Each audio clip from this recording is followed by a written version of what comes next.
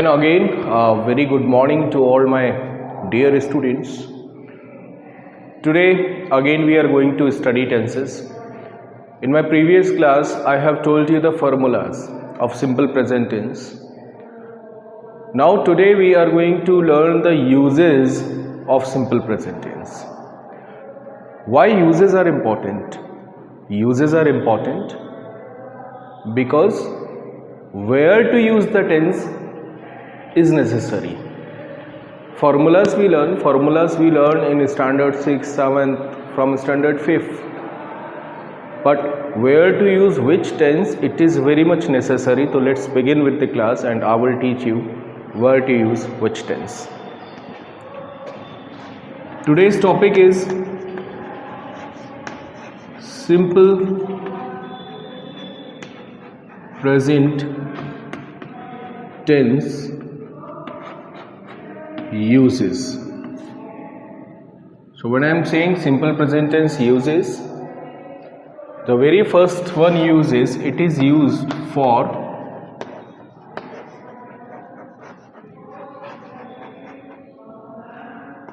habitual or regular actions. This concept is deep, so try to understand it with full of your concentration. This is something important. When I say habitual action, what does mean by habitual? Which is in your habit. What is your habit? So if I write, I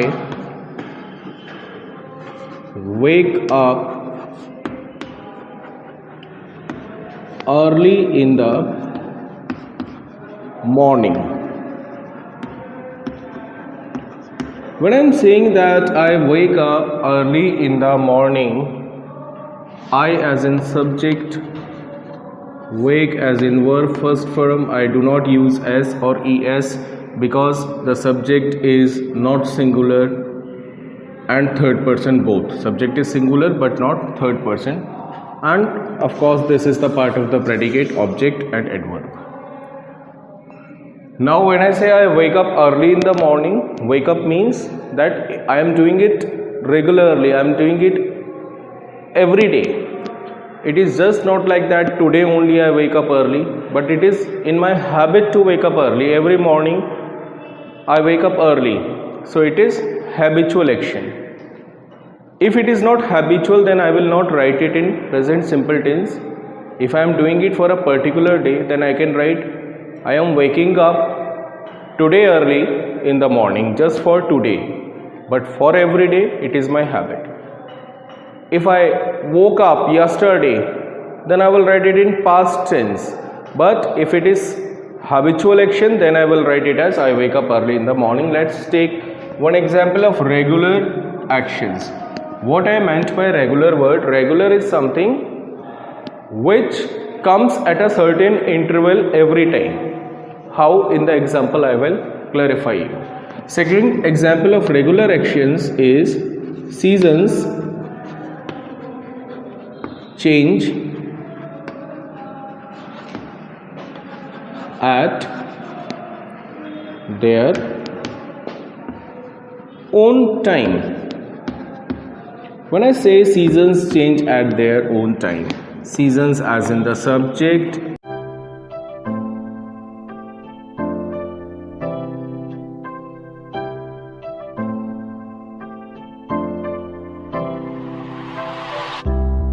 it is plural subject, not one season but different seasons.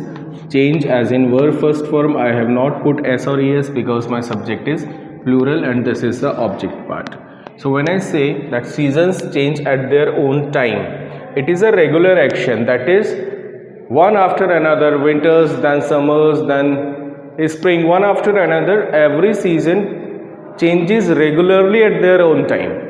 So it is a regular action. First one is habitual, second one is regular action. So whenever any habitual or regular action I have to speak about, I have to write about, I must use only and only present simple tense, not any other, else it will be grammatically wrong.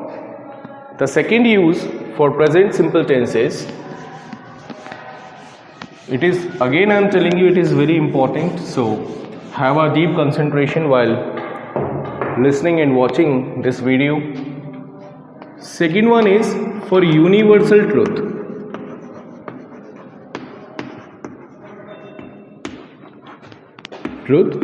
Or I can simply write it as general actions.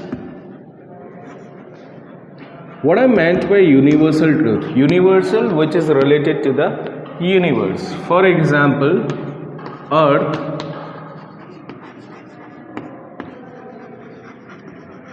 revolves round the sun. So when I am saying this Earth is something related to the universe, this is universal action, this is universal truth. This is not something created by human, but this is universally true, that Earth revolves around the sun. So I use only and only present simple tense for writing any of the universal fact which is universally true. Now if I write here the third use is for inherent qualities.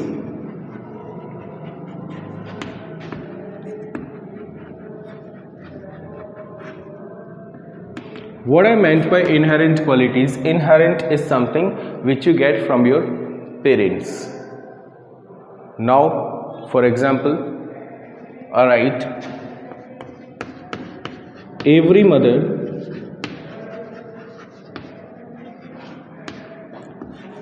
loves her children. Or I can write, that is, every father nourishes the family.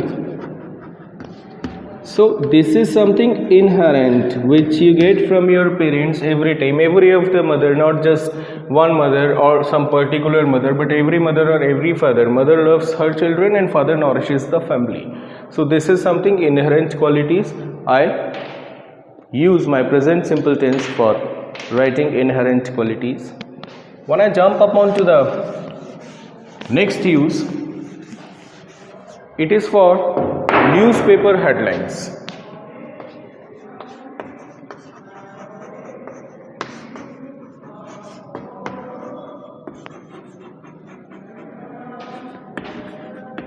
When I say newspaper headlines, though I am not talking about the paragraph or the whole addition of the newspaper, but just for the newspaper headlines I use simple present tense. For example, pollution increases in the city. Now, though pollution increases in the city, it is newspaper headline, maybe for today only or for a fixed interval of time. Pollution is increasing in the city for a fixed period of time. Though it is continuous action, but if it comes in the newspaper headline, then definitely I am not going to use continuous, but I am going to use simple present tense and only simple present tense. Now my next lesson to you for simple present tense uses is for live commentaries. If you have ever seen a cricket match and or any of the other sport or game, then particularly you see the commentators always speak in present simple tense and not in the continuous tense. For example, Rohit hits the 6. Now I cannot write that already the score of 6 runs has completed, but I do not write in perfect tense that Rohit has hit the 6. But I always use for live commentaries the present simple tense. or if I elaborate it more a bit of you, then I will write Rohit hits the 6 and the ball goes beyond the boundary. I'm not saying the ball is going beyond the boundary, but goes. Simple present tense always for the news, for the live commentaries. Then I will jump upon to my next use. Sometimes the simple present tense is also used for near future fixed arrangements. This word fixed is very much necessary to underline here.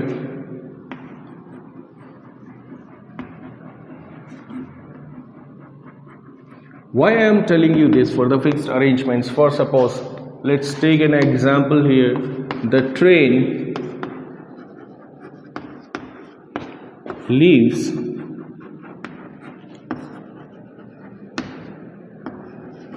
tonight at 8 o'clock. So when I'm saying this, definitely if somebody is asking me what is the schedule, what is the time of the train, and if I am writing the train leaves tonight at 8 o'clock, maybe I am talking this particular sentence at 1 o'clock in the noon or at 10 o'clock in the morning. The action is going to happen in the future. If right now, suppose it is 11 o'clock, and somebody is asking me about the schedule of the train, I'm telling it about a future activity. It is not happening right now, it is not present simple, but for the near future fixed arrangement, it is fixed that it is the schedule of the train that tonight at 8 o'clock it will leave. So I also use present simple tense sometimes for the future. Now let's talk about our next use of simple present tense. I use simple present tense for verbs of perception. What I meant by verbs of perception is that perception is something which you can sense, which you can feel with your senses. Now, you know very well, you are in 10th standard, that humans generally have 5 senses. What are those 5 senses? That is touch, that is taste, that is smell, that is hear, and that is see. So, whenever I use any verb of perception with these 5 of my senses, perception is in bracket I will write here just for your learning, senses. Verbs of perception, for example, if I write I taste a pizza. So here I am writing, maybe I am sitting somewhere in a restaurant and I am eating a pizza, but at that time if somebody is asking how is pizza, I will not write that I am tasting a pizza, though the action is going on at the time of speaking, which is a use of present continuous tense. But because taste is a verb of perception, so I always use I taste a pizza. You will never heard in a correct English that I am tasting a pizza or I am drinking a tea. I take tea. Let's take one more example for this. I taste a pizza. One more example is that I hear a voice. Suppose we are sitting somewhere and the voice is coming out somewhere from outside of the premises, then I will never say that I am hearing a voice. Hearing is used with the exception just in the hearings of the court. But hearing is a verb of perception. My basic rule is that verb of perception can never be used with the ing form.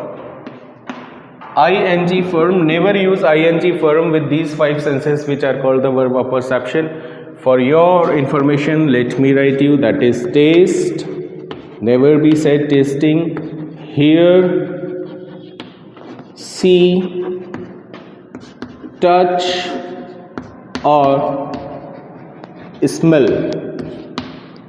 These are the verbs of perception and never be used with the ing form, never be used in the continuous tense. Now let's jump upon to the next use of it. That is verbs of cognition. What I meant by verbs of cognitions, which are related to your mental activities.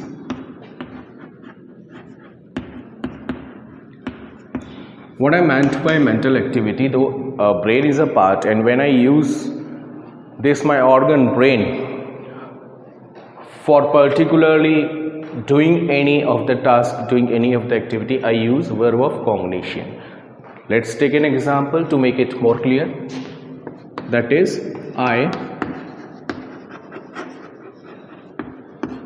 understand the concept,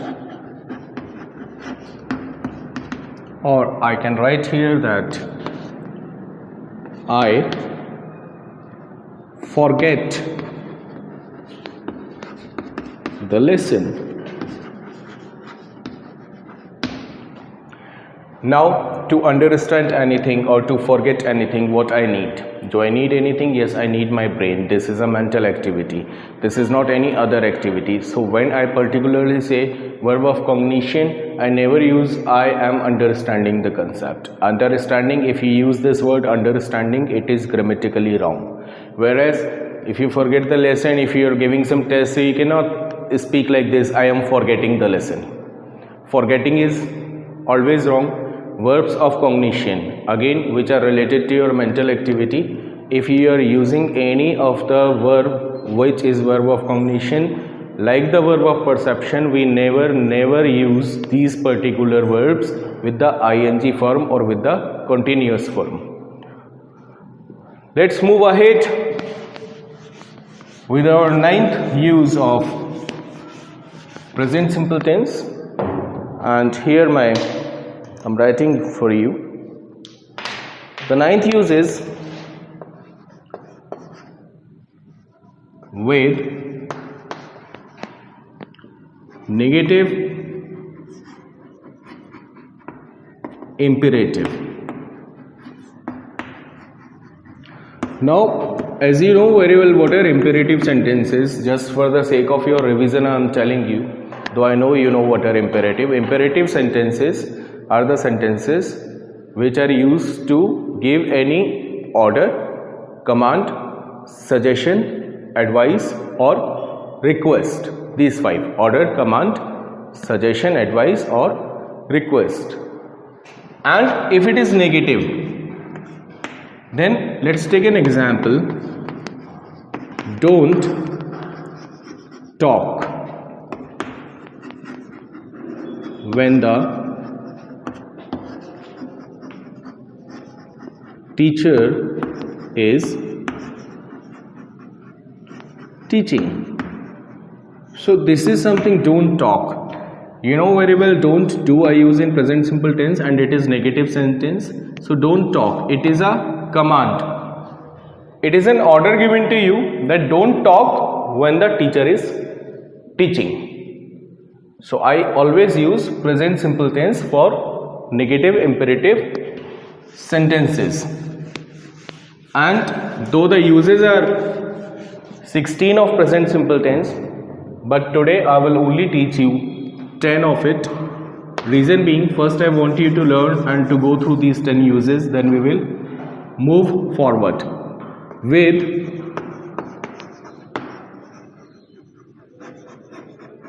conditional imperative. Now, what is this conditional imperative?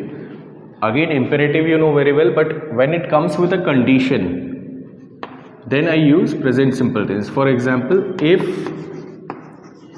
you work hard,